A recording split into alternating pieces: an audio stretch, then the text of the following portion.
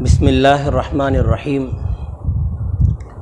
صحابہ کرام دین اسلام کی تعلیمات کے مطابق اس دنیا میں انبیاء علیہم الصلاۃ والسلام کے بعد سب سے مبارک اور سب سے مقدس گروہ ہے، اور یہ جو مبارک جماعت ہے یہ خدائی انتخاب ہے کہ صحابہ کرام کی اس مقدس جماعت کے ہر فرد کو اللہ رب العالمین نے اپنے حبیب محمد مصطفیٰ صلی اللہ علیہ وآلہ وسلم کی نصرت و جانثاری اور دین اسلام کی حفاظت کی خاطر اللہ نے چنا ہے، اور قرآن مجید کی ہزاروں سووں آیتیں صحابہ کرام کی پاک بازی کو بیان کرتی ہیں۔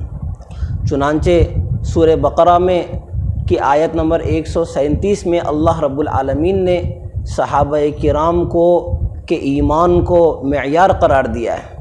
اللہ نے فرمایا فَإِنْ آمَنُوا بِمِثْلِ مَا آمَنْتُمْ بِهِ فَقَدِ اهْتَدَوْا، اگر یہ غیر مسلم لوگ اس طرح ایمان لائیں جس طرح سے اے صحابہ تم ایمان لائے ہو تو یہ یقیناً ہدایت پا جائیں گے۔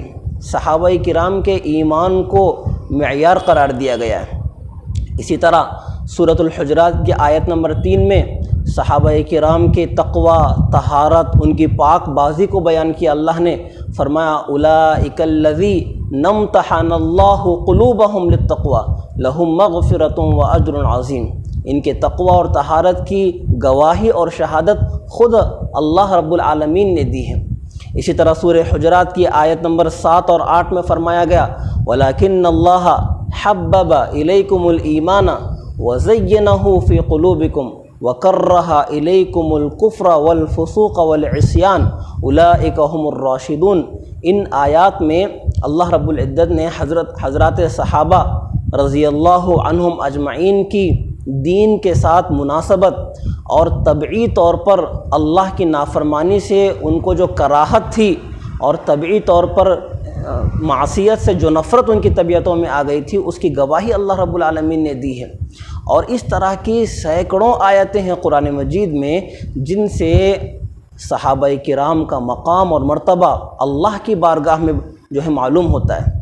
اسی طرح قرآن مجید میں اللہ نے صحابہ کرام سے اپنی رضامندی کا مجدہ سنا دیا، فرمایا رضی اللہ عنہم ورضوا عنہ، کہ وہ اللہ سے راضی، اللہ ان سے راضی اور وہ اللہ سے راضی۔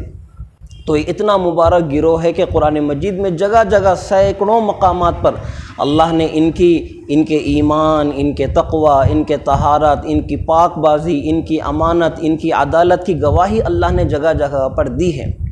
حدیث میں بخاری اور مسلم شریف میں حدیث موجود ہے، نبی کریم صلی اللہ علیہ وسلم نے فرمایا لا تسبوا اصحابی فلو ان احدکم انفق مثل احد ذهبا ما بلغ مد احدہم ولا نصیفہ، کہ میرے صحابہ کو برا بھلا نہ کہو، طعن و تشنیع ان پر نہ کرو، اس لیے کہ ان کا یہ مقام ہے کہ اگر تم میں کا کوئی آدمی احد پہاڑ کے برابر بھی سونا خرچ کر ڈالے تب بھی صحابہ کے مٹھی بھر جو خرچ کرنے کے برابر بھی وہ مقام نہیں رکھتا۔ تو اتنا بڑا مقام اور مرتبہ صحابہ کرام کا قرآن اور سنت میں بیان کیا گیا ہے۔ ان آیات اور روایات کی روشنی میں ہم اہل السنت والجماعت کا یہ ماننا ہے الصحابۃ کلہم عدول، کہ سارے کے سارے صحابہ نیک، پاک باز، متقی، پرہیزگار اور امت کے لیے معیار کا درجہ رکھتے ہیں، اور کسی بھی صحابی کی شان میں ادنا درجے کی گستاخی بھی ایمان کے چھن جانے کا سبب بن سکتی ہے۔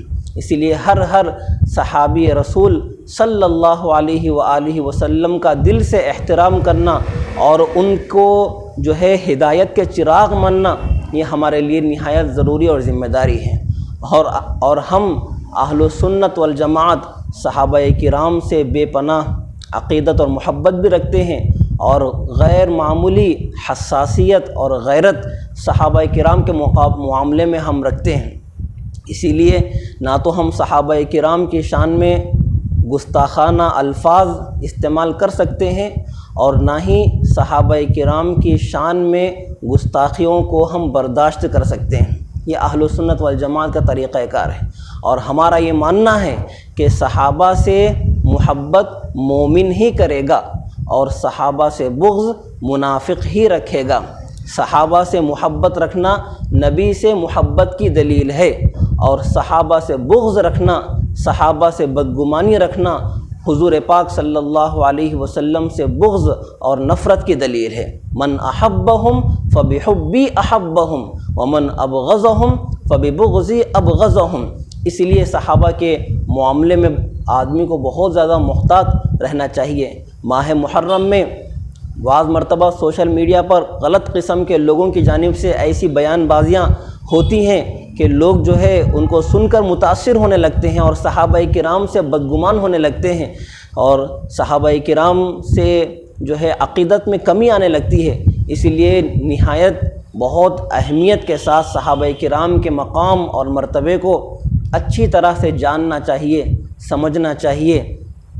اللہ پاک ہم سب کو اس مبارک اور اس مقدس گروہ کے ساتھ سچی اور والہانہ محبت اور عقیدت کی توفیق نصیب فرمائے، اور ان کے راستوں پر چل کر اپنے آپ کو جنت کا مستحق بنانے کے اللہ ہم سب کو توفیق عطا فرمائے۔ وما توفیقی الا باللہ۔